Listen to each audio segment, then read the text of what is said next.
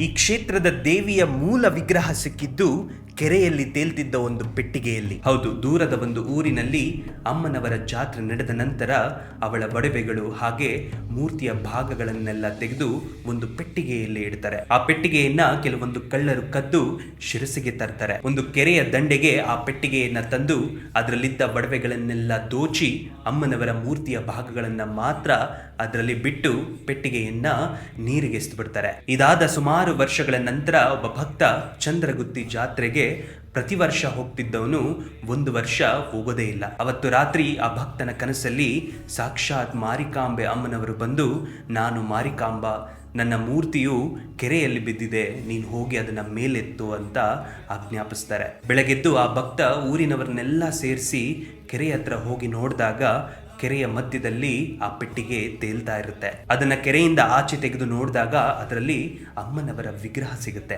ಹೀಗೆ ಮಾರಿಕಾಂಬೆಯ ಮೂಲ ವಿಗ್ರಹ ಸಿಕ್ಕಿದ್ದು. ಈ ಕ್ಷೇತ್ರ ಎಲ್ಲಿದೆ ನಿಮಗೆ ಗೊತ್ತಿದ್ರೆ ಕಮೆಂಟ್ ಸೆಕ್ಷನ್ ಅಲ್ಲಿ ತಿಳಿಸಿ.